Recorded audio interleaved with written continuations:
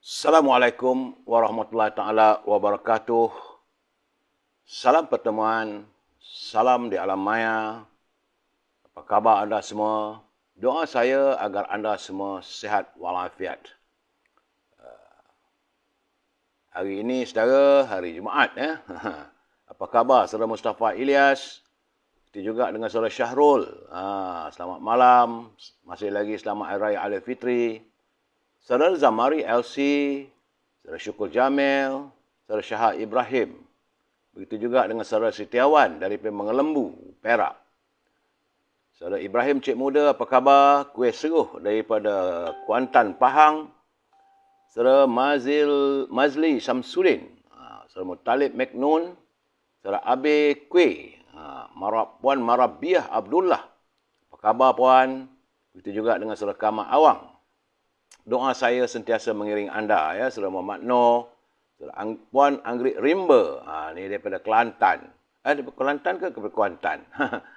Saudara Tuan Haji Azhar, belum mana? Apa khabar Tuan Haji?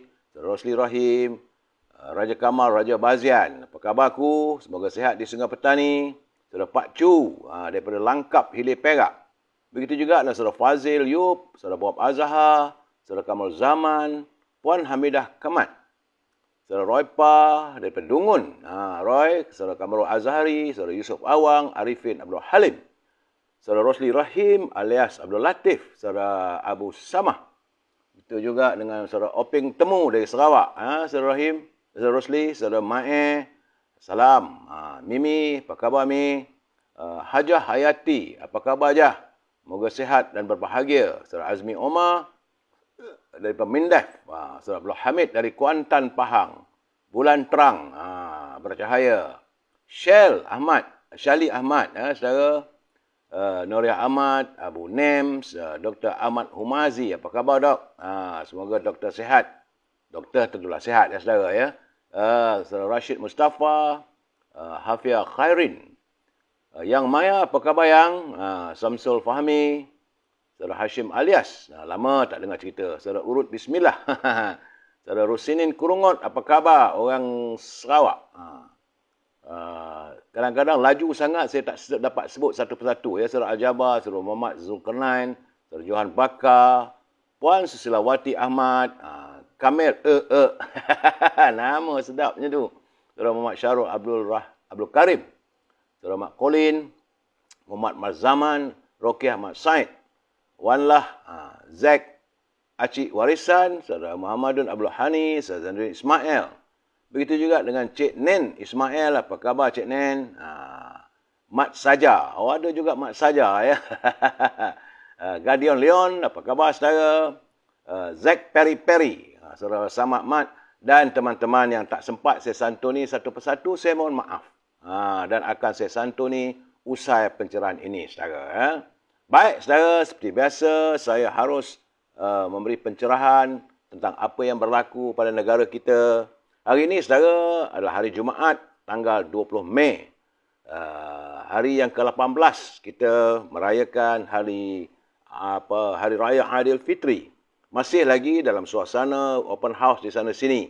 Besok tentulah ramai teman-teman mengadakan open house-nya. Saudara, rumah terbuka untuk kita saling berkongsi makanan, bertemu sanak saudara. Dan hari ini adalah merupakan hari yang ke-793 virus corona melanda negara kita. Terima kasih saudara Rio daripada Universiti Melaya yang tidak henti-henti, tidak jemu menghantar kiriman untuk perkongsian kita bersama. Saudara Mayang Ma, saudara Rosli Yunus, Manap Talib, Zamri Ibrahim. Ini daripada Instagram. Jangan lupa like, share dan subscribe. Sebab apa saya minta anda subscribe? Kerana kadang-kadang selepas 30 hari, maka dia tak dapat lagi notification ataupun pemberitahuan. Sebab itu kena selalu tekan like, share, subscribe. Itu saja yang saya minta supaya pencerahan kita ini dapat sentiasa diikuti saudara. Lebih tak ada daripada itu. Saya bersemangat ni tengok banyak naik like, share ya, dalam apa ini Facebook. Saudara Habibah, Azhar Tok, Azman Shah, Azman Hussein.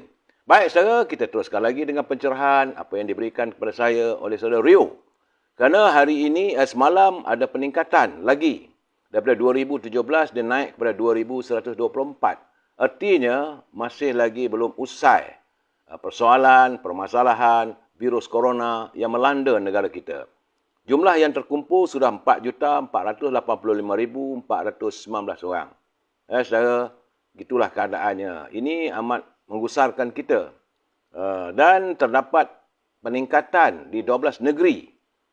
Cuma yang menurunnya 4 negeri saja. Di Selangor kembali meningkat kepada angka yang agak menggusarkan, iaitu 892 jangkitan. Khawatir saya takut ribu balik. Di Selangor, saudara, di wilayah Persekutuan juga meningkat pada 411. Begitu juga di Perak, Yop. Apa halnya? Dah elok dah 2 angka, tiba-tiba semalam di Perak 125. Terima kasih Saudara Rosli Ibrahim. Begitu juga di Melaka. Macam mana orang Melaka? Janganlah krisis politik di Melaka, tiba-tiba virus corona terus menyerang Melaka daripada 91 meningkat pada 111. Lain-lain negeri alhamdulillah di bawah 100. Dan belum ada negeri yang sifar lagi. Masih lagi ada jangkitan, ada 10, ada 12 dan sebagainya. Kita berusaha untuk memutuskan jaringan. Kerana daripada jangkitan pada 18 Mei dengan 20,017, saudara, artinya sudah 34,341 warga kita yang dijangkiti oleh virus corona, saudara. Baik, saudara. Usai pencerahan, terima kasih saudara Rio. Kita masuk sedikitlah, saudara. Untuk berniaga, jadi teman-teman yang mempunyai produk, mahu saya wawarkan, silalah hubungi Al-Azhar di talian 011-330-41241. Berniaga, saudara. Al-Azhar dia memasarkan haruman setangi, al-bakur dan juga parfum minyak wangi. Kalau tanya dengan saya suka memberi panduan yang terbaik bagi saya adalah Amir Al-Khud. Harga mungkin mahal sedikit tapi baunya kekal, saudara. 24 jam. Dan juga beliau turut memasarkan gula O. Ini untuk mereka yang tidak mahu mengalami masalah kencing manis. Gula O terbaik, saudara. Juga saudara boleh hubungi Siti Farehah di talian 017-711-4300. Sibukkanlah dia dengan dendeng manis Siti Farehah.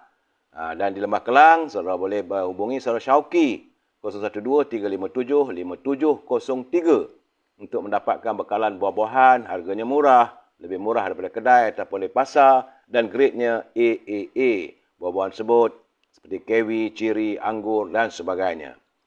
Tapi jangan lupa saudara, ini memang saya suka. Ini makanan ini, iaitu popiah sirih Lady Maria. Memang sedap, saudara, mengasyikkan bila makan. Rasanya pedas, rangup dan manis. Sila hubungi saudara Nizam di talian 019-435-1203. Popiah sirih Lady Maria. Dan jangan lupa saudara, sahabat kita, tokoh jamu Kemaman. Malam ni saya tak boleh tunjuk pula gambar macam banyak mana dia punya madunya. Tokoh jamu Kemaman saudara Zul di talian 019-917-0449. Tokoh jamu Kemaman. Dan beliau memasarkan madu Yaman yang dikenali sebagai madu gurun padang pasir, saudara. Dijamin berkualiti, meningkatkan stamina dan imunasi antibodi. Juga rawatan asma dan batuk yang berpanjangan. Ia memulihkan sistem saraf, rawatan luka yang terbakar, resdung, sesuai untuk rawatan mereka yang pernah dijangkiti oleh virus corona. Ini adalah rawatan susulan, ya, saudara. Juga beliau memasarkan jeli gamal abstrak. Ini merupakan produk yang dihasilkan oleh tokoh jamu Kemaman, saudara Zul, untuk memulihkan luka-luka dalaman seperti pembedahan, bersalin dan berkatan. Ia turut membantu rawatan buasir, masalah sembelit, lipoma, masalah angin medu dan sebagainya. Saudara, jangan lupa saudara Zul, tokoh jamu Kemaman di talian 019-917-0449. Usailah e-commerce, saudara. Kita masuk segmen naluri kehidupan, saudara. Tapi sebelum itu, kepada mereka yang tinggal di Kedah, kalau nak buat korban, jangan lupa Asrama Kasih Sayang. Di nombor 946 Jalan Zamrud 6, Taman Pekanbaru, Sungai Petani. Kerana di situ ada rumah anak-anak yatim. Sesuai untuk kita buat korban di Rumah Kasih Sayang sempena hari raya korban nanti. Ya, saudara, anak-anak yatim ini, baginda Rasulullah SAW, dia kata, kalaulah, menurut yang saya pernah baca, kalaulah kita tak boleh nak beri makanan pun, kalau kita dapat urut kepalanya pun, dengan penuh kasih sayang, kita membelai anak yatim itu, tinggi pahalanya. Kerana baginda Rasulullah amat menyayangi anak-anak yatim. Kerana baginda juga adalah anak yatim piatu. Meninggal waktu masih lagi dalam kandungan ibunya. So, bila lahir ke dunia, tak sampai pun umur setahun, ibunya juga Siti Aminah meninggal. Dan beliau dapat merasakan bagaimana perit dan pedihnya menjalani kehidupan sebagai anak yatim. Sebab itu baginda sering memesan pada kita, kasihanilah dan sayangi, santuni anak yatim. Ya, Saudara Ismail Junid, Saudara Ismail Lis. Hello everybody. Rama-rama. Ini di Instagram. Jangan lupa like, share dan subscribe, saudara. Baik, saudara. Kata Imam Hasan Al-Basri, dan dia berpesan pada kalangan para ulama. Katanya, apabila para ulama sibuk mengumpulkan harta, walaupun harta yang halal, maka orang-orang awam akan terbiasa memakan makanan yang syubhat. Apabila para ulama sudah berani memakan makanan yang syubhat, maka orang awam akan terbiasa untuk memakan makanan yang haram. Dan apabila para ulama berani makan makanan yang haram, maka orang awam akan mudah menjadi murtad ataupun kafir.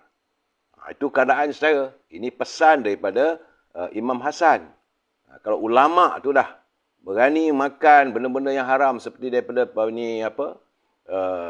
riba ataupun rasuah misalnya, bukan haknya, maka orang awam tu maksudnya rakyat yang dipimpin oleh ulama ini, yang diberikan pelbagai pengetahuan ataupun diberi pesanan, jalan-jalan untuk laluan sebagai umat Muslim, umat Islam, maka akhirnya orang awam itulah akan akhirnya boleh menjadi murtad dan kafir.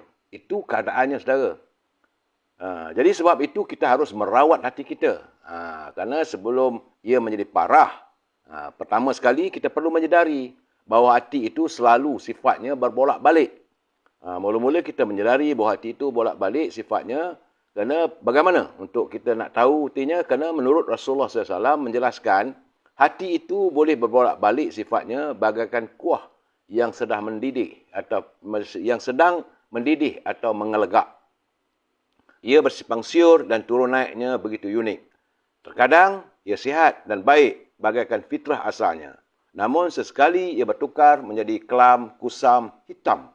Bagaikan lakaran syaitan yang memantulkan kejahatan. Syekh Ibnu Athaillah memberikan panduan. Menerusi kata-katanya, sebahagian daripada tanda matinya hati ialah jika tidak berasa sedih kerana tertinggalnya sesuatu amalan kebaikan. Juga tidak menyesal jika berbuat suatu pelanggaran dosa. Beliau menegaskan lagi bahawa kata-kata itu bersandarkan kepada sabda baginda Rasulullah SAW yang bermaksud, siapa yang merasa senang oleh amal kebaikannya dan merasa sedih atau menyesal atas berbuat dosanya, maka dia seorang yang mukmin. Selain daripada itu, mungkin bukan.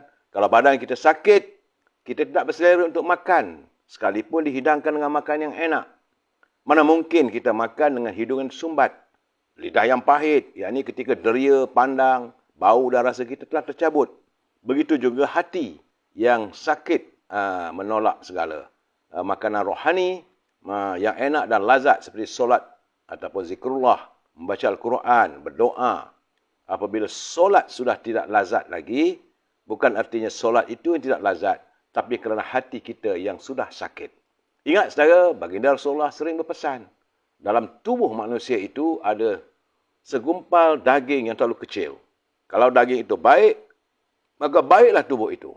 Kalau daging itu rosak, maka rosaklah seluruh tubuh itu. Daging itu adalah hati. Ya, ingat, saudara, jaga hati kita dan sentiasa ingat. Kalau anda para ulama, anda orang yang mengamalkan agama, jangan menghampiri benda-benda yang syubhat, saudara. Baik, saudara.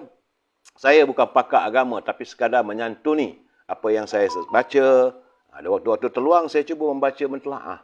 Usia-usia begini, eloklah kita mengetahuinya. Saudara kanda, saudara Zakaria Shah, Maryam Putih, Satpiot Darmanari. Ini di Instagram. Tailong, apa khabar saudara Tailong?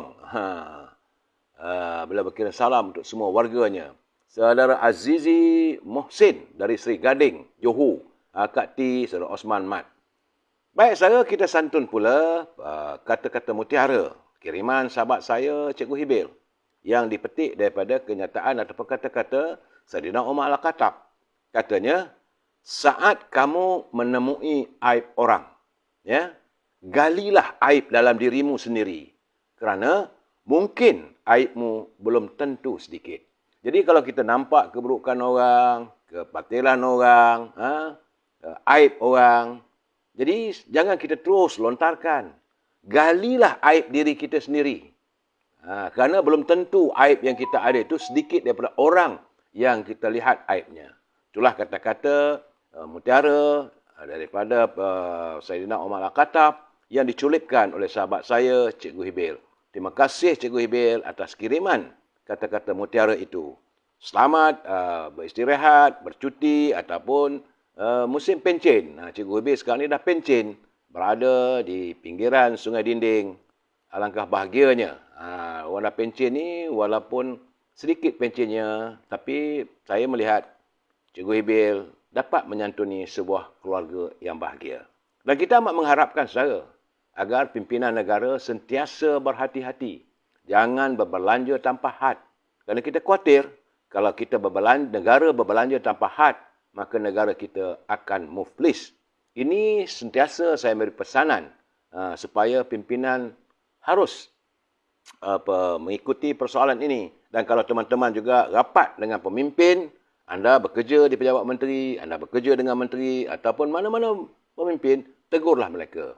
Beritahu mereka, janganlah negara kita berbelanja tanpa had.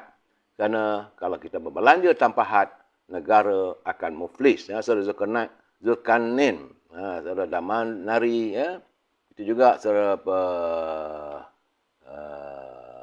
Gadion, saudara Fuad Rahman, apa khabar Fuad?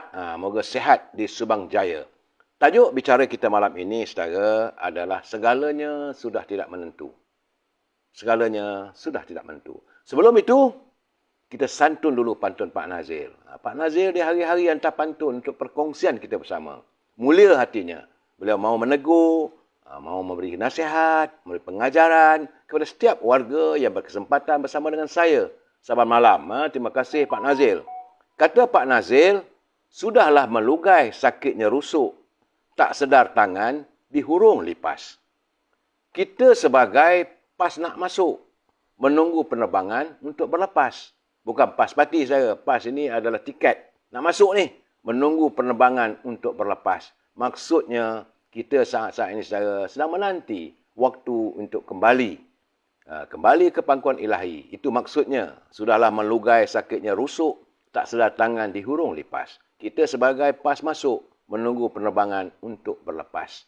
Dah masuk penerbangan itu, bye-bye lah saudara.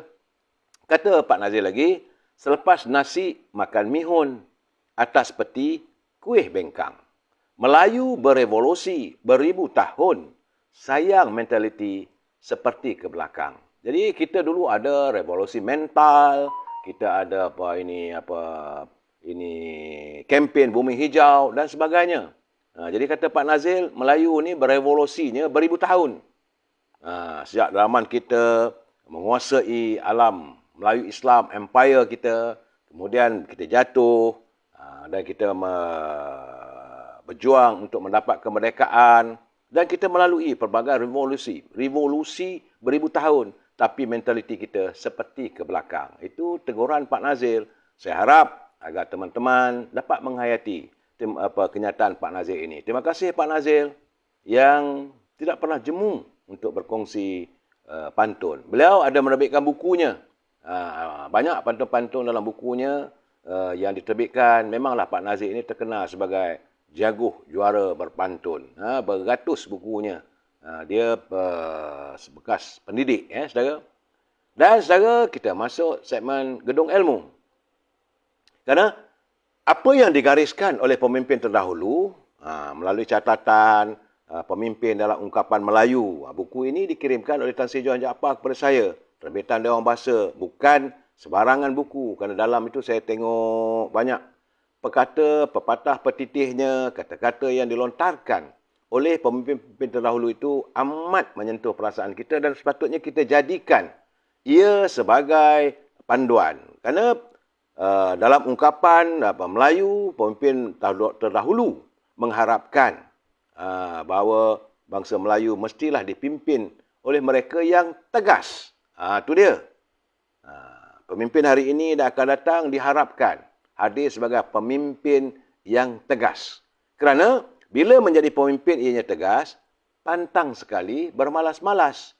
Hatinya keras, fikirannya luas, teguh kukuh menjalankan tugas.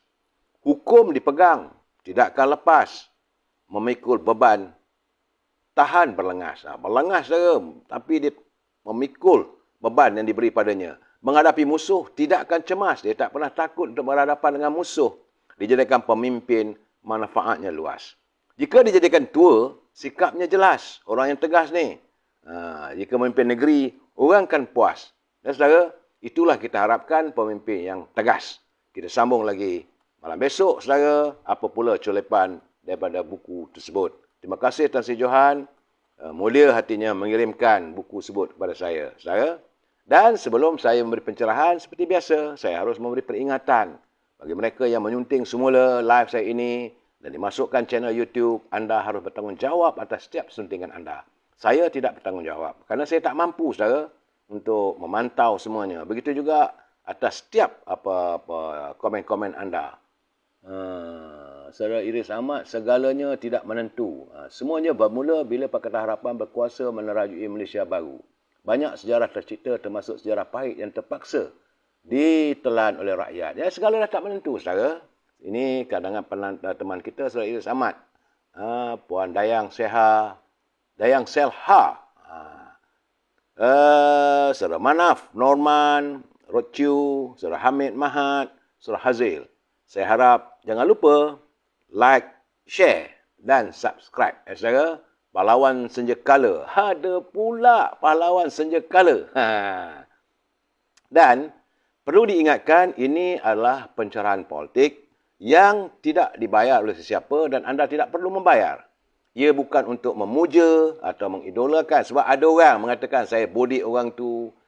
Semalam saya tengok kata-katanya, dia kata saya ini tak adil kerana saya berpihak. Tidak, saya tidak berpihak. Saya sentiasa menyantuni setiap gerak-geri dan apa saja yang berlaku di negara kita ini. Bila saya dapat baca, saya cuba memberi pencerahan mengikut pandangan saya, berasaskan kepada perbicaraan ataupun bicara saya maupun perbualan saya dengan pimpinan dan juga pengalaman-pengalaman masa silam, saudara. Lain tak ada, tak lebih daripada itu, saudara, kerana saya berhasrat untuk memberi informasi kepada teman-teman yang berkesempatan bersama dengan saya. Anda meluangkan waktu 1 jam, saya juga berbicara selama 1 jam. Matlamatnya adalah untuk memberi pencerahan supaya kita berinformasi dan orang tidak boleh memperkotak-katikkan kita, saudara. Itu aja matlamatnya. Dan prinsip saya mudah. Kita mesti bersetuju untuk tidak bersetuju. Sebagai warga cinta damai, kalau anda mau menyantuni, gunakanlah bahasa yang baik. Tidak menggunakan bahasa-bahasa yang celupar. Gunakanlah bahasa yang harmonis. Saudara Azizul, tak kisahlah siapa-siapa pun yang uruskan negara. Sebelum ini atau sekarang, mereka bertanggungjawablah kepada rakyat. Ini harapan Saudara Azizul Abdul Hamid, saudara. Beliau mengharapkan, tak kisahlah siapa nak pimpin pun. Saya bersetuju. Memang saya bersetuju. Siapa nak pimpin-pimpinlah. Sama anda dari parti mana pun tak kisahlah. Tapi saudara janganlah marah kalau saya bercakap kalau soal UMNO. Kerana saya ini adalah orang UMNO. Itu saja, saudara. Ya, saudara. Dan saya amat mengharapkan. Dalam sekarang ni, saudara, cuaca panas ni. Sejak 2-3 hari ini, cuaca tidak menentu. Saya ingin memberi peringatan pada teman-teman. Selalulah minum air.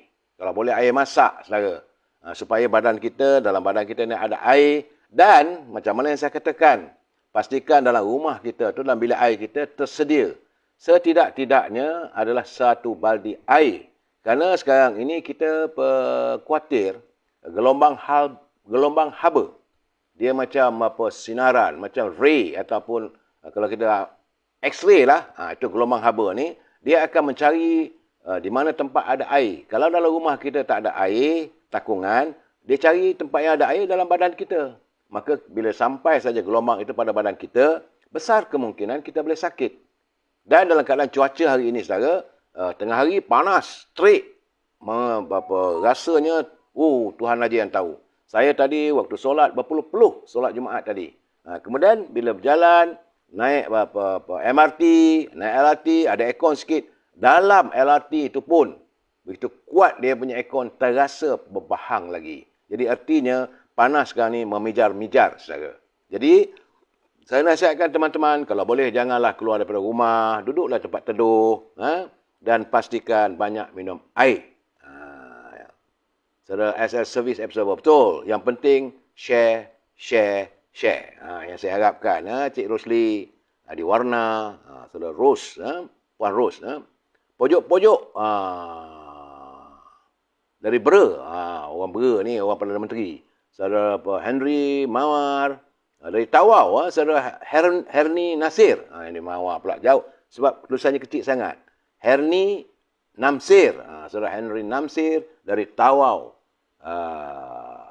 Katanya UMNO di hati. Coca-Cola mata wang $1 sudah RM4.40. Saya dah bercakap, nilai mata wang kita semakin mengecil. Ini yang saya risaukan. Saudara, sebelum saya mulakan juga, kita jangan lupa, saudara, untuk membaca, mungkin saudara dah pernah baca sirah sejarah. Sejarah ini berlaku di negara Indonesia. Kita berdoa agar ini tidak terkait atau tidak berlaku di negara kita. Kerana walaupun ini telah pun menjadi sejarah, tapi kita tidak seharusnya melupakannya. Jadi kalau sejarah itu seperti kita bawa kereta, tengok cermin. Nampak apa yang berlaku di belakang. Kerana kesan, saudara, apabila dibalut oleh emosi, oleh benci, dendam, maka rakyat mudah dipengaruhi. Dan satu ketika dulu di negara Indonesia berlaku gerakan yang dinamakan sebagai revolusi sosial. Sebenarnya itu adalah perancangan komunis. Perancangan mereka yang tidak cinta damai. Akhirnya apa yang berlaku, saudara? Habis istana-istana, raja-raja diusir. Sampai sekarang ni di Indonesia tak ada lagi dah. Raja-raja disingkirkan daripada istananya. Jadi umat Melayu tak ada tempat untuk bernaung. Yang ada pun tak silap saya di Medan saja. Adalah istana yang besar tu. Itu pun sekarang ni jadi muzium. Sebagaimana apa yang berlaku di Singapura. Singapura juga istana Kampung Gelam sudah jadi muzium saja. Janganlah perkara ini berlaku di negara kita. Jadi kita harus, kalau orang datang cuba mengadu domba kita, jangan. Kesetiaan kita tetap pada raja-raja Melayu dan kita harus menyanjung mereka sebagai payung negara. Saya harus mengingatkan begini, saudara. Sebab apa yang berlaku sejarah, bagaimana kejamnya komunis membunuh, bukan hanya menyingkirkan kerabat-kerabat diraja. Macam mana berlaku Raja Nikolai di Rusia, ataupun dalam revolusi Perancis, mereka membunuh.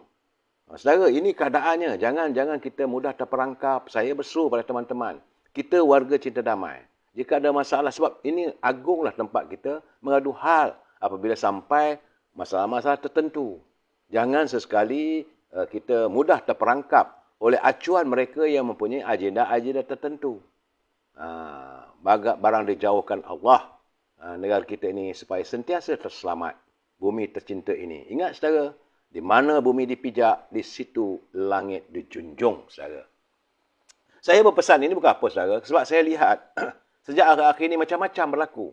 Ada kumpulan yang suruh, yang saya tak mau membawakan lebih daripada itulah, tapi memandang memberi gambaran negatif terhadap institusi istana.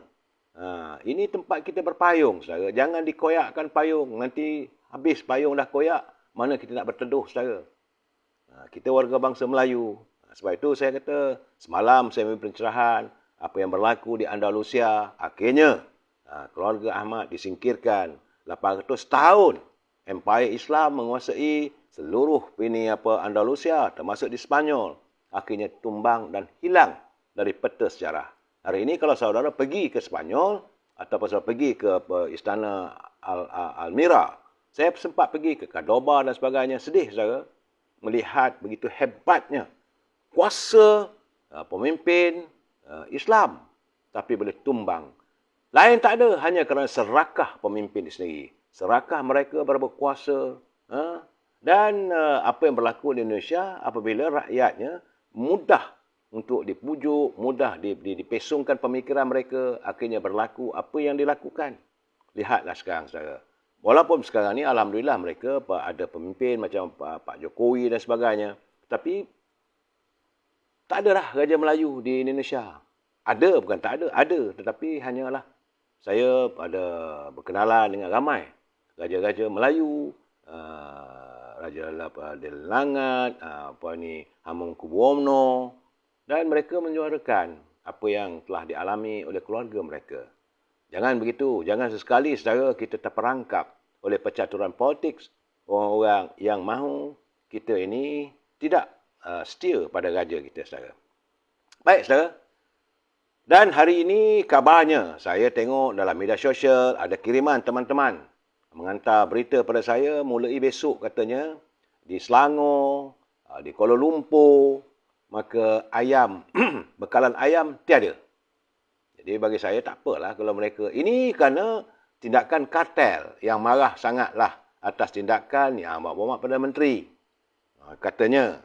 Jadi mereka, sebab itu saya katakan, bila mereka berkuasa, mereka dah tunjukkan kuasanya. Silapnya di mana? Silapnya kita. Sebab kita tidak bermula dari awal. Saya 3-4 bulan dulu, setahun dulu pun saya dah bercakap agar pimpinan memikirkan bagaimana anak-anak muda ini sepatutnya diberikan pendidikan dan mereka diajak untuk bergiat dalam sektor perladangan. Dan hari ini katanya kalau besok, tak tahu seminggu lah tak ada ayam. Jadi apakah ini juga elemen-elemen untuk membuatkan rakyat marah pada pimpinan? Saya tegur, bukan saya tegur dengan kebencian. Supaya mereka dapat merubah suasana. Itu saja matlamat saya, saudara.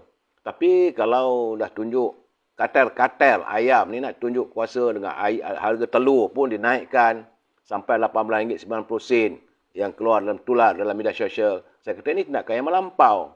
Saudara Wak Rafi,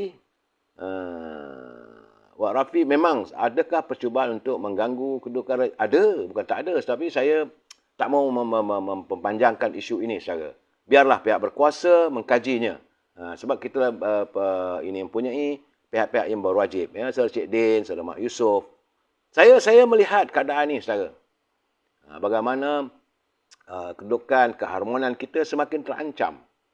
Jadi kesan daripada itu, akhirnya rakyat mahu dideritakan. Hanya kerana bila mereka merasakan kepentingan, keberuntungan mereka untuk berniaga dah dikurangkan. Apabila tindakan pimpinan, mereka mula melakukan tindakan seolah-olah melakukan sabotaj. Jadi sebab itu saya katakan, Yang Berhormat Menteri kena turun ke gelanggang, lihat satu persatu dan fikir apakah upayanya. Saudara apa ini, saudara Zaid Yunus, Nasional Berita Utama, pindaan perlembagaan UMNO suburkan. Okey, Mak Sepana, Warga Damai, Saudara Syarifuddin, Menteri itu ditukarkan dahulu. Saya rasa itu sepatutnya. Sepatutnya begitulah. Dan kalau tak boleh nak berfungsi, dia kementerian paling penting dalam keadaan sekarang ni, Kementerian Perdagangan Dalam Negeri dan Ehwal Pengguna. Kedua, Kementerian Pertanian dan Industri Makanan. Yang ketiga, Kementerian Ekonomi. Yang keempat adalah Kementerian Perindustrian dan Perdagangan Antarabangsa. 4 ini mesti saya rasa perlu ditukarkan. Tak nampak fungsi mereka memperbaiki keadaan. Rakyat kian tersepit. Bila kartel-kartel nak tunjuk dia punya kuasa, bukan pimpinan, bukan menteri yang terasa, yang terasanya rakyat. Ini masalahnya, saudara. Sebab itu saya katakan, kita harus bertindak lebih awal sebelum terjadi keadaan. Sekarang ni keadaan macam mana, harga barang dah tak boleh nak dikawal. Saudara Salah Bari, KFC tutup lah. Itulah keadaannya. Tapi tak silap saya, Kentucky Fried Chicken, mereka orang berniaga. Mereka ada dia punya tempat-tempat pemeliharaan ayamnya. Tapi masalah kita macam mana?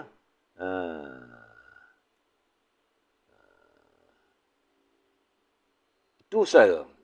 Hari ini saya juga mendapat kiriman bagaimana Yang Berhormat, Yang Bahagia Datuk Johari Gani mantan Menteri Kewangan, beliau mengatakan bahawa penamatan AP ini sepatutnya perlu dikaji dan dilakukan perlahan-lahan.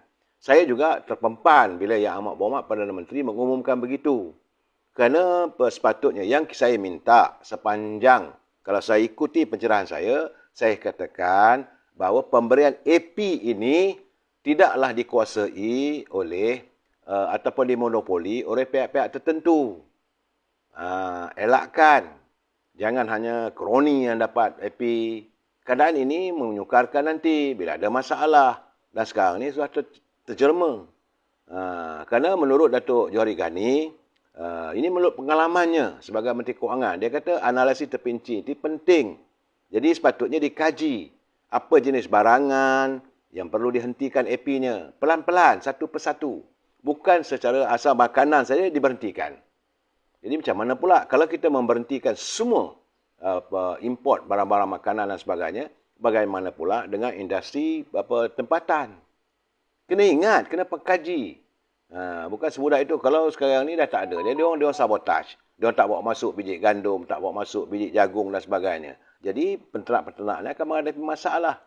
Menurut Datuk Johari, dia kata analisis terperinci itu penting kerana ada daripada yang diusahakan oleh rakyat tempatan, khususnya yang terbabit dalam sektor pertanian dan peternakan. Dan dengan langkah pemansuhan berkenaan, ia pasti akan menjejaskan perniagaan dan sumber pendapatan mereka. Jadi sepatutnya katanya kita kena senaraikan dulu barang makanan yang diimport yang menggunakan AP. Sebenarnya kita kaji kesan pemansuhan AP ini dari aspek keselamatan makanan. Sebagai contoh, kita relaxkan, tak ada lagi AP. Jadi bawa masuk makanan. Kalau ayam tu, apakah ayam itu disembelih? Kalau cili ke sayur-sayuran tu bawa masuk apa semua tu, apakah cili itu selamat digunakan? Sebab ada negara yang kita import, mereka menggunakan tahap, menggunakan racun yang tinggi. Jadi mungkin juga ini menjadi masalah. Kesan pemansuhan SP ini dari aspek keselamatan makanan. Dan kata Datuk Johari, ia juga akan beri kesan pada sektor pekerjaan yang sedia akan terjejas selepas AP dimasukkan. Jadi sebab itu katanya ada analisis. Bukan beliau menentang, tidak perlu. Saya pun juga tidak menentang pembatalan AP ini, tetapi patutnya seharusnya AP ini dikendalikan pelan-pelan. Sebelum nak buat pengumuman itu satu-satu. Saya lebih suka agar AP ini dibuka. Itu saja. Karena tanpa pemantauan yang baik, ia akan menyebabkan lambakan barang makanan yang tidak berkualiti. Ini juga boleh berlaku.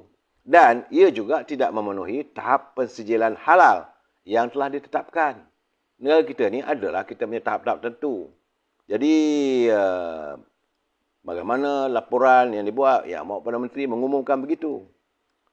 Saya tak setujulah apa yang dikatakan oleh Datuk Seri Sarudin Ayub. Dia kata dia menyelar langkah memasukkan AP, katanya approve permit komoditi agro makanan kecuali beras yang diumumkan Perdana Menteri semalam sebagai langkah populis dan dibuat dengan tergesa-gesa. Ini saya kata bukan langkah populis. Langkah ini adalah untuk mengurangkan agar harga barang makanan dapat dikurangkan. Tapi dalam waktu yang sama supaya kita dapat menerima makanan secukupnya untuk rakyat kita. Jadi Datuk Sarudin Ayub ni kita nak tanyalah. Dulu waktu kamu jadi Menteri Pertanian dan Industri Makanan, apa yang telah anda lakukan? Bukan nak kira berapa banyak ikan kembung dalam laut. Jadi anda dah pernah jadi Menteri dulu. Jadi jangan tiba-tiba nak sanggah begitu saja. Tapi bagi saya melihat, sebab tadi saya berkesempatan, memanglah saya setiap hari Jumaat, bila ada kesempatan, ada peluang, saya makan tengah hari bersama dengan mantan Menteri Kewangan, yang Mulia Tengku Razili Hamzah. Dia memang pakarlah ekonomi, sebab saya nak tahu apa perkembangan tentang ekonomi negara kita. Dan beliau menzahirkan kekhawatirannya, kerana katanya menurut laporan dunia yang beliau dapat, sebagai orang lama, orang yang tahu tentang ekonomi, dia khawatir berhubung dengan kedudukan mata wang negara kita. Sebab mata wang negara kita semakin mengecil. Bila mengecil, akhirnya bila kita nak beli barang makanan, sebab barang makanan kita import. Kebanyakan 95% makanan yang kebergantungan kita kepada sektor makanan ini adalah datang daripada negara luar. Jadi bila wang kita mengecil, tentulah ia akan mahal. Saudara Wak Rafi, Kelapa Muda, dia kata dengan berita bekalan ayam terganggu, harap-harap penternak lembu, kambing, kerbau ambil perhatian. Jangan dilepaskan haiwan ternakan tu sehingga memberi masalah pada pengguna jalan pula dah. Nah, bagi saya lah, jadi bila wang kita kecil, kita import makanan dari luar, jadi tentulah harganya tinggi. Saya bagi contoh mudah. Contoh mudah saudara ya. Kalau selama ini kita beli 1 kilo beras. Contoh mudah, contoh. Ini bukan harga begitu ya. Contohnya 1 kilo beras itu $1 Amerika. Sebab bila kita beli, kita import beras apa semua tu, pertukarannya kita menggunakan kadar berdasarkan antara wang ringgit dengan dolar Amerika. Itu kadar pertukaran, exchange rate dipanggil. Jadi, kalau selama ini harga 1 kilo beras $1 Amerika. Dulu kita beli RM2.50 sebab $1 bersamaan dengan RM2.50. Kemudian dia naik lagi RM3.80. Artinya 1 kilo beras sudah jadi RM3.80. Bukan RM2.80. Ya? Ini contoh saudara. Faham betul-betul? Kemudian hari ini apabila wang kita terus mengucuk. Kerana seminggu dua dulu $1 Amerika RM4.23. Ya? Artinya 1 kilo beras artinya RM4.23. Tetapi dengan adanya kejatuhan nilai mata wang kita pada hari ini pada kadar RM4.40 lebih. Artinya 1 kilo beras kita terpaksa menggunakan wang sejumlah RM4.40 lebih. Dan ini akan berlarutan. Kalau jadi sampai RM5.30, ini yang dikuatiri. Artinya 1 kilo beras, contoh RM5.30.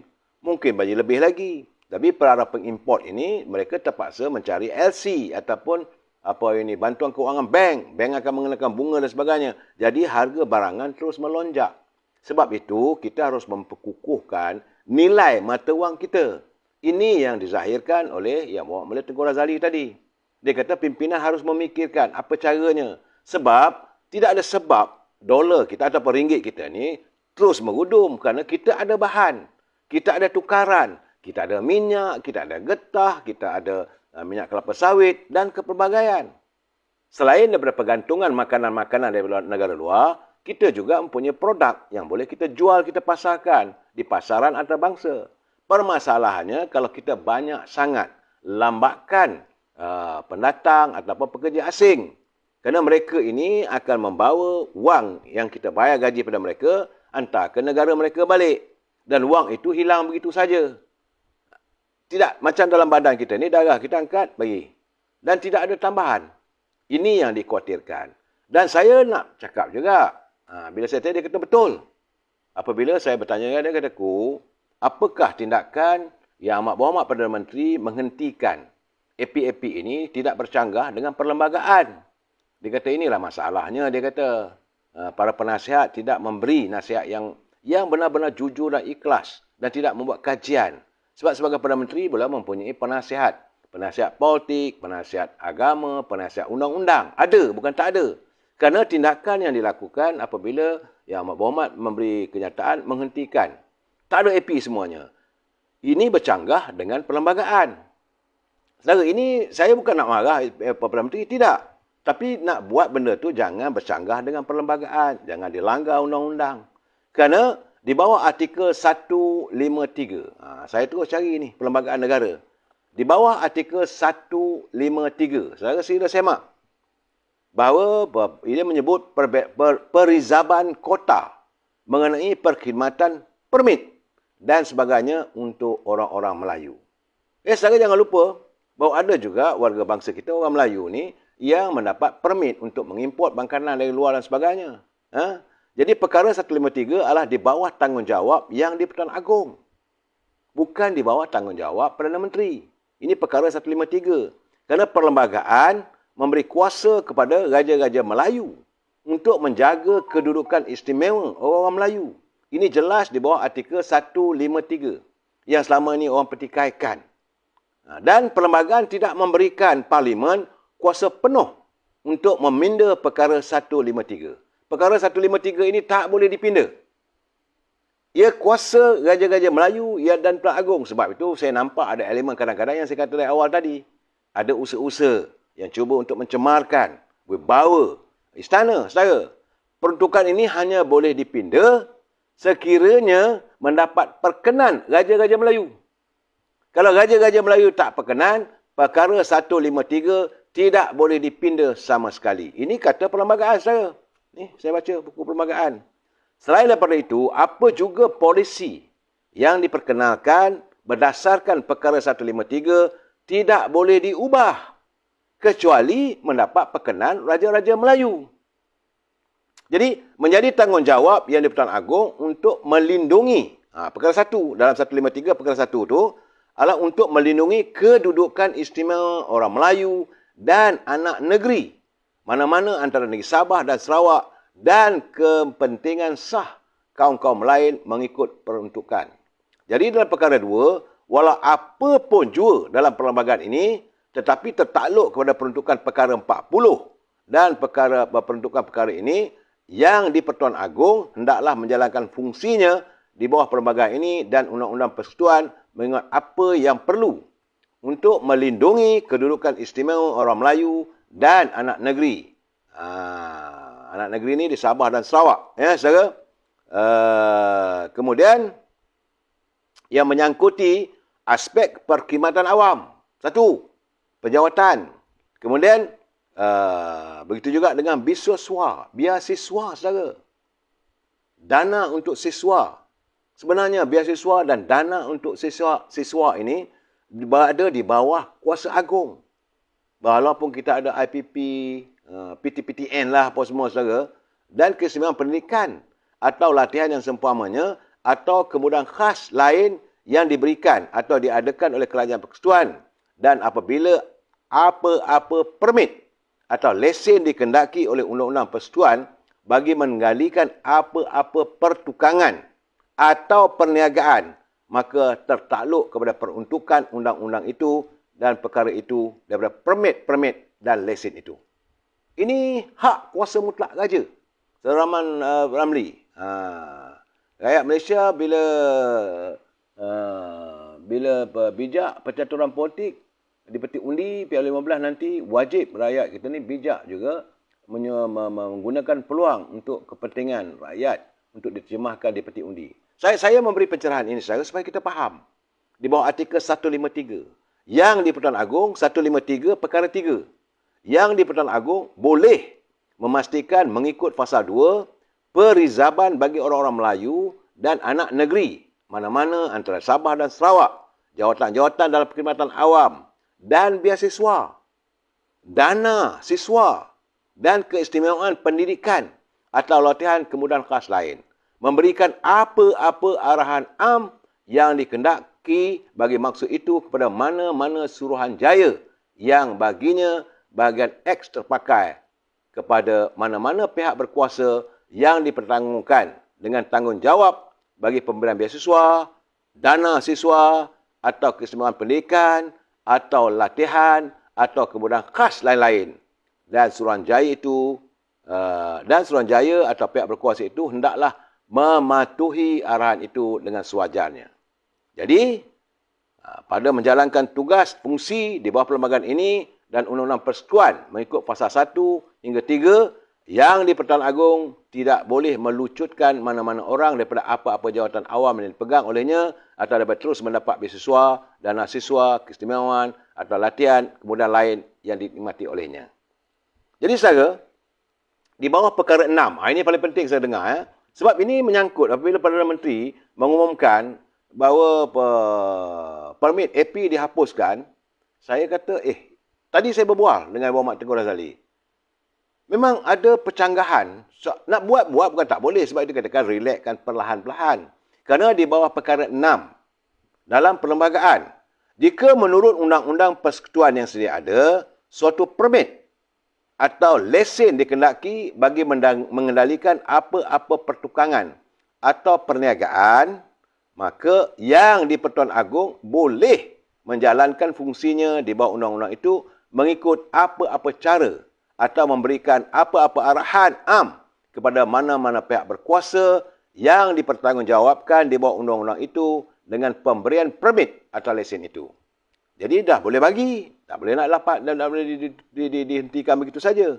Sebagaimana yang dikehendaki untuk memastikan perizaban apa-apa perkadaran daripada permit atau lesen itu bagi orang Melayu dan anak-anak negeri antara negeri Sabah, Sarawak sebagaimana yang difikirkan munasabah oleh Yang di-Pertuan Agong dan pihak berkuasa hendaklah mematuhi arahan itu dengan sewajarnya. Ini saudara, ini bersoal perlembagaan. Jadi kesimpulannya saudara, bahawa apa-apa pun kena di-refer pada Agong. Bukan boleh buat pengumuman begitu saja. Masalah yang saya lihat sebenarnya bukan hanya kepada mereka yang punya permit ni. Masalah kita kadang-kadang ni orang Melayu kita. Saya nak tegur. Mereka yang rapat dengan menteri dan sebagainya, mereka mendapat permit. Kerana adanya hubungan politik dan sebagainya. Dan bila dapat permit, bukan mereka meniaga. Mereka bagi pada tokeh. Mereka ambil keuntungan. Ini juga macam mana dapat kontrak. Sebab itu orang tuduh UMNO ni, parti projek dan sebagainya. Kerana sikap pemimpin itu. Menteri dah bagi peluang untuk kamu berniaga. Sepatutnya berniagalah. Tapi tidak. Apabila dapat saja permit untuk bawa masuk gula, bawa masuk beras dan sebagainya, atau apa-apa permit yang lain, Waimah ada juga kita lihat. Bagaimana macam permit import kereta, motor. Mereka gunakan permit itu untuk mencari keuntungan. Cari tokeh-tokeh.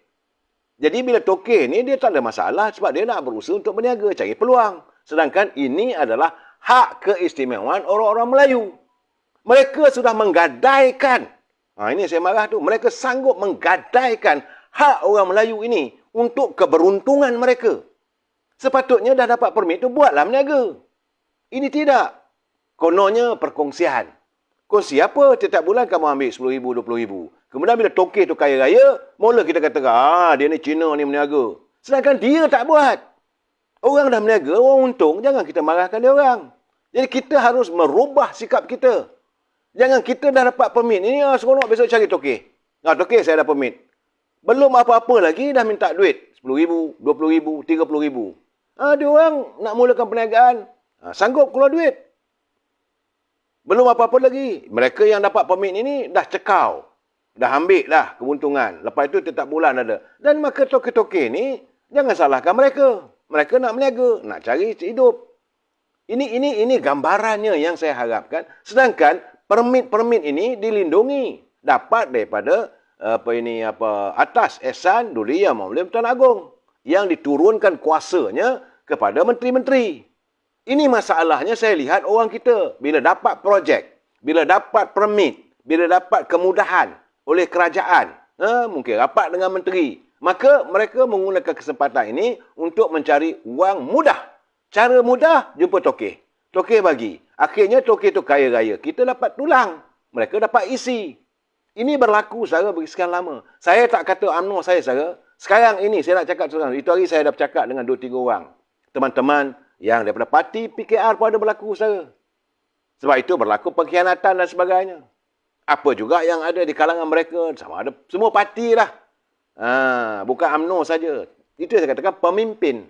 Mereka ini bila dapat jawatan, sebab itu dalam tempoh 22 bulan, mereka mendapat jawatan berapa ramai. Yang dianugerahkan, bagi itu, bagi ini. Akhirnya suasana yang berkelibut. Yang bercempera. Ekonomi kita jadi rosak.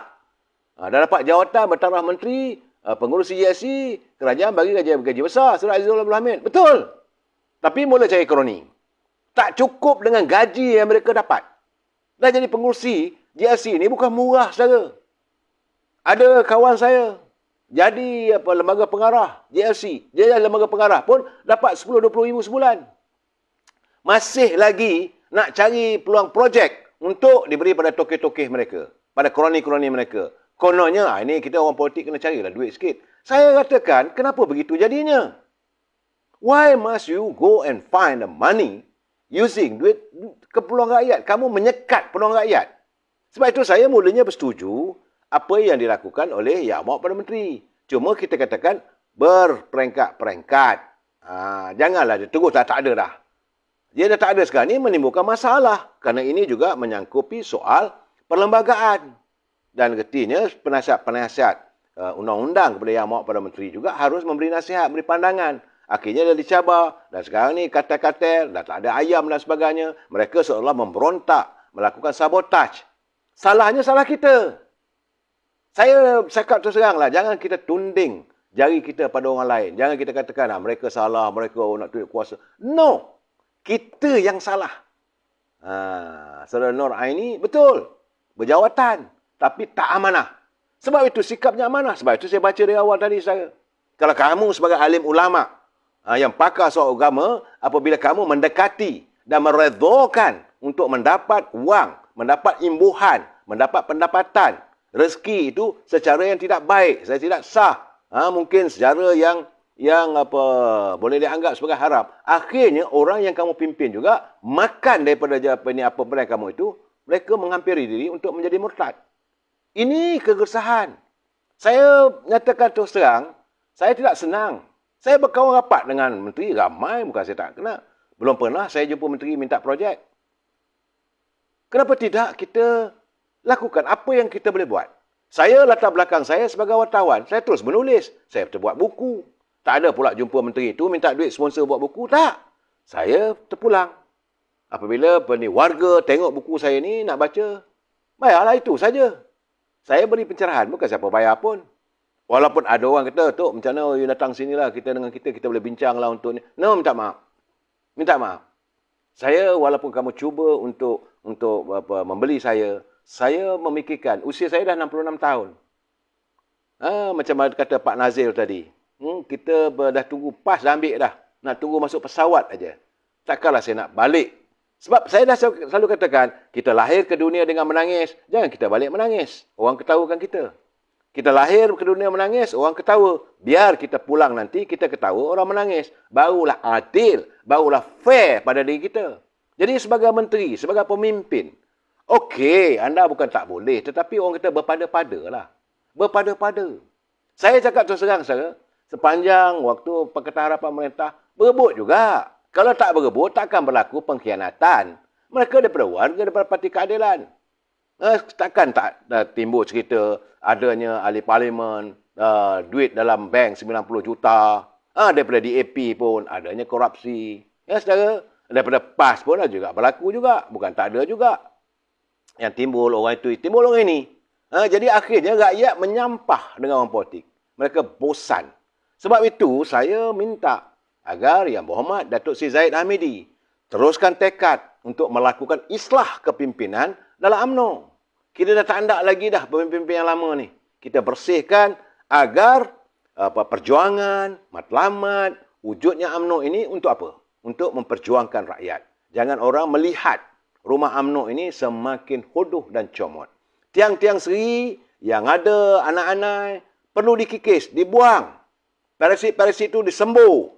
Walaupun dilihat zalim, zalim pun zalim lah. Saya yakin rakyat akan menyokong kita. Apa yang mereka lakukan, menimbulkan onar dan sebagainya, itu biarlah adat berpolitik. Sebab itu orang kata, kalau tidak sanggup di lambung gelombang, jangan berumah di tepi pantai. Kalau takut dengan cabaran, ini kata-kata yang pernah dilafazkan oleh Datuk Seri Anwar Ibrahim. Kalau takut dengan cabaran, jangan masuk dalam perjuangan. Itu je, saudara. Bukan, tak ada lebih daripada itu. Jadi kalau orang nak maki kita, kalau nak kata ke, orang nak buat fitnah ke, orang mewujudkan kepelbagaian fitnah dan cerita-cerita bohong, biarlah. Apa nak takut? Saya tengok, saya cakap terus terang, saya kata, bukan saya mengidolakan Najib, tidak. Begitulah orang buat pada dia sadin. Tak terasa apa pun. Begitu juga Datuk Zahid Hamidi. Macam-macam kena. 87 kes saja. Kita ni kalau kena satu kes pun tak ada 2 malam. Tak ada. Macam biasa meneruskan. Sebab itu adalah percaturan politik. Nak buat macam mana? Cuma yang kita hairan, jangan kamu berlumba-lumba untuk mendapatkan jawatan dalam parti, dalam kerajaan, semata-mata untuk mencari kekayaan diri. Apa yang dah berlaku sekarang ni, saya khawatir, saudara. Selangor tak ada ayam. Mata wang kita bertambah mengucup. Jadi, saya tanya tadi, bukan saya tak bertanya, saya berbual dengan Yang Berhormat Tengku Razali Hamzah. Saya kata ada cara. Dia kata ada caranya. Pertama-tama sekali dia kata pemimpin kena ikhlas. Kalau tidak ada keikhlasan dalam diri itu, buat apa pun tak jadi. Sebab pemimpin zaman beliau, waktu zaman Tengku Abdul Rahman, zaman Tun Razak, zaman Tun Dr. Ismail, semuanya ikhlas. Benar pun, saudara jangan lupa. Ladang yang dibuka beratus juta ekar untuk Felda. Tak ada pun kita dengar Tan Sri Taib Andak ini kaya raya. Anaknya masih lagi berniaga. Warisan Tan Sri Taib Andak masih lagi berniaga. Ada buat ada yang menulis buku, ada yang buat restoran makan. Sedangkan kalau kontrak untuk membersihkan hutan saja berbilion lah. Begitu juga macam Yang Mulia Tengku Razali. Adiknya 3-4 orang, Allahyarham yang sempat saya jumpa berborak. Tak dapat apa pun. Itu kerana kita kena beri pada orang yang amanah. Apa yang ingin dilakukan oleh beliau adalah untuk melakukan pembersihan. Supaya ada islah dalam kepimpinan. Tapi setiap kali, sebab itu saya memegang kata-kata Allahyarham, almarhum Datuk Harun Idris. Saya mungkin dalam minggu depan lah. Mungkin dalam minggu depan, hari Rabu ke hari Khamis, saya akan memulakan sekitar jam 4 petang. Saya akan bercakap tentang perjuangan almarhum Datuk Harun Idris. Dalam memoir, mungkin dalam setengah jam saya bercakap. Bagaimana pemimpin dahulu berjuang tidak mementingkan diri. Anak Allahyarham, almarhum Datuk Harun, tak ada pun struggle. Dia struggle sendiri-sendiri. Jadi katanya, almarhum Datuk Harun selalu pesan pada saya. Mal, katanya, ingat, kebenaran itu akan wujud dengan sendirinya. Setiap kali kamu mau membela kebenaran itu, maka setiap kali itulah kamu akan dilihat salah. Itu pesanan daripada saya. Tapi kita ni, saya kata, bila saya berbual dengan almarhum Datuk Harun, saya kata, Tok, saya akan terus bercakap soal kebenaran. Teruskanlah, dia kata. Tapi mungkin kamu akan dilihat salah. Bagaimanapun, yakinlah kebenaran itu akan muncul dengan sendirinya. Dan sekarang ni ternyata, bila saya katakan kita kena berhati-hati, kita kena menyediakan bank makanan, berbuih mulut saya mengingatkan. Tapi orang macam-macam kata saya ni buat andaian dan sebagainya. Saya melihat dari segi laporan dunia, perbincangan saya dengan pemimpin-pemimpin, yang mereka tahu apa arah mana ekonomi negara kita ini. Orang kata saya ni sengaja mengada-adakan, yang tak ada diada-adakan, akhirnya apa berlaku sekarang. Dan seandainya mata wang kita, nilai mata wang negara kita ni terus merusut. Ini satu benda yang amat merunsingkan. Dan bila saya berbual dengan Muhammad Tengku Razali, sebab itu saya katakan, Datuk Ismail Sabri, campakkan sedikit ego anda. Kumpulkan pakar-pakar ekonomi negara. Kita masih ada hidup lagi. Yang Muhammad Tengku Razali ada. Datuk Seri Anwar Ibrahim ada. Datuk Seri Najib ada. Siapa lagi? Pakar-pakar ekonomi yang ikhlas untuk memperjuangkan, untuk membina kembali ekonomi negara. Berbincanglah anda. Bukan bercakap dengan parti pembangkang hanya untuk mencari politik. Bukan. Sekarang ni negara dalam keadaan yang terdesak. Kita harus bertindak sebelum suasana lebih teruk lagi. This is the most important. Suasana ini akan menjadi lebih parah. Andainya mata wang kita terus merosot. Ini kebimbangan kita, ini juga kebimbangan yang dilafazkan oleh Yang Mulia Tengku Razali tengah hari tadi. Dia kata berhati-hati. Cuma dia kata, Datuk, cakaplah. Supaya rakyat faham, negara kita sekarang ini akan menuju suasana yang tidak tentram. Tapi jangan risaulah, katanya, kita masih ada lagi bahan dagangan yang boleh menjana pendapatan. Tapi pemimpin harus ikhlas, pemimpin harus mempunyai jati diri dalam diri kita, tidak lagi untuk melakukan segala onar. Enough is enough.